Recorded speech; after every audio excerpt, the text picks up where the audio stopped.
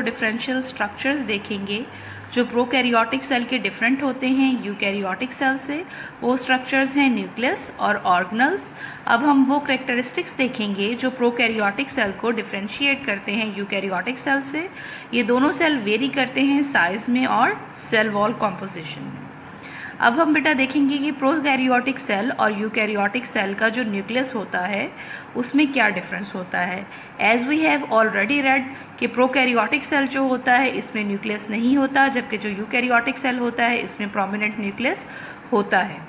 जो prokaryotic cell होता है इसका क्रोमोसोम जो होता है ये डीएनए पे कंसिस्ट करता है और ये साइटोप्लाज्म में फ्लोट कर रहा होता है, जबकि जो यूकैरियोटिक सेल होता है इसका जितना भी जेनेटिक मटेरियल होता है ये डबल बाउंडेड ऑर्गेनल न्यूक्लियस के अंदर प्रेजेंट होता है।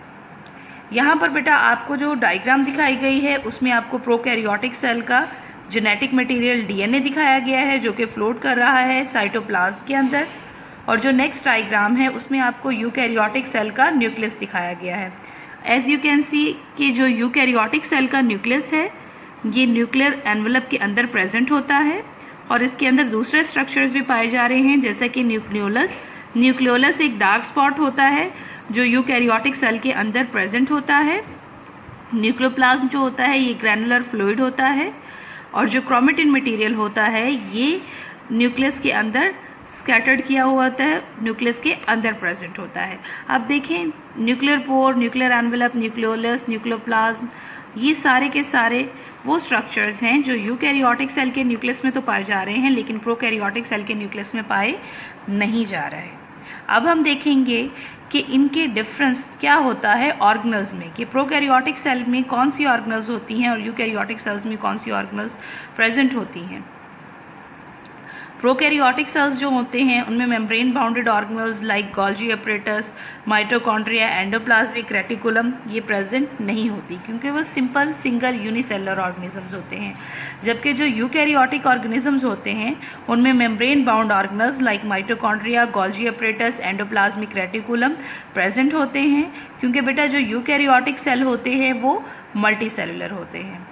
यहाँ पर बेटा आपको एक फिगर दिखाई गई है, यहाँ पर आपको सिंगल मेम्ब्रेन ऑर्गेनल्स दिखाए गए हैं।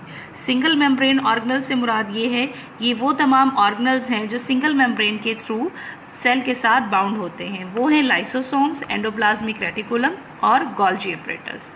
नेक्स्ट हैं डबल मेम्ब्रेन ऑर्गेनल्स।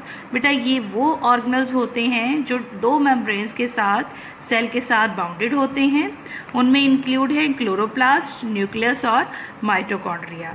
वो कोई भी ऑर्गेनल्स हो सिंगल मेम्ब्रेन बाउंडेड या डबल मेम्ब्रेन बाउंडेड ऑर्गेनल्स, ये तमाम ऑर्गेनल्स यूकैरियोट्स में तो पाए जाते हैं लेकिन प्रोकैरियोट्स में पाए नहीं जाते। अब हम देखेंगे बेटा कि इनके साइज़ में क्या डिफरेंस होता है। प्रोकैरियोटिक सेल जो होते हैं ये यूनिसेलुलर ऑर्गेनिज्म होते हैं और ये बहुत स्मॉलर होते हैं। उसकी एग्जांपल है बैक्टीरियल सेल। बैक्टीरियल सेल जो होता है बहुत ही स्मॉल होता है, as you can not see it with the naked eye. और उसके बाद है यूकैरियोटिक सेल। यूकैरियोटिक सेल ये लार्जर होता है 10 टाइम्स प्रोकैरियोटिक सेल से। यहाँ पर बेटा आपको प्रोकैरियोटिक सेल दिखाया गया है, एज यू कैन सी कि it is larger than the prokaryotic cell. अब हम बेटा डिफरेंस देखेंगे प्रोकैरियोटिक और यूकैरियोटिक ऑर्गेनिजम्स की सेल वॉल में। इन ऑर्गेनिजम्स के सेल के बाहर जो वॉल पाई जाती है उसको सेल वॉल कहेंगे। सबसे पहले हम प्रोकैरियोटिक सेल की देखेंगे, उनमें कौन सी सेल वॉल पाई जाती है। जो प्रोकैरियोटिक ऑर्गेनिजम्स होते हैं उनकी जो सेल वॉल होती है वो पेप्टिडोग्लाइकन से मिलकर बनी होती है। पेप्टिडोग्लाइकन एक केमिकल कंपाउंड है जो प्रोकैरियोटिक सेल के आउटसाइड पाया जाता है। ये ऑरेंज कलर में जो आपको नज़र आ रहा है ये प्रोकैरियोटिक सेल की सेल वॉल है। नेक्स्ट अब हम इसको यूकैरियोटिक सेल में देखेंगे। यूकैरियोटिक में सेल्स में हमारे पास आ रहे हैं सबसे पहले प्लांट्स। प्लांट्स की जो सेल वॉल होती है वो सेलुलोज से मिलकर बनी हुई होती है।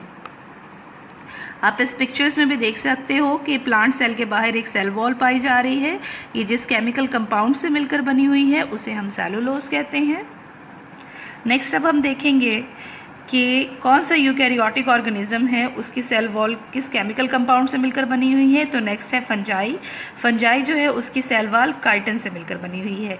यहाँ पर बेटा आपको एक फंगल सेल दिखाया गया है और यहाँ पर आप उसको बाहर आप उसकी आउटलाइन में जो आपको नज़र आ रहा है वो उसकी सेल वॉल है और इसकी सेल वॉल जिस केमिकल कंपाउंड से मिलकर बनी हुई है उसको हम काइटिन कहते हैं। बेसिकली अब हमने जितना भी पढ़ा है प्रोकैरियोटिक सेल और यूकैरियोटिक सेल से रिलेटेड, अब हम उसको कंक्लूड करेंगे। प्रोकैरियोटिक सेल जो होता है इसमें न्यूक्लियस नहीं होता, जबकि यूकैरियोटिक सेल में न्यूक्लियस होता है।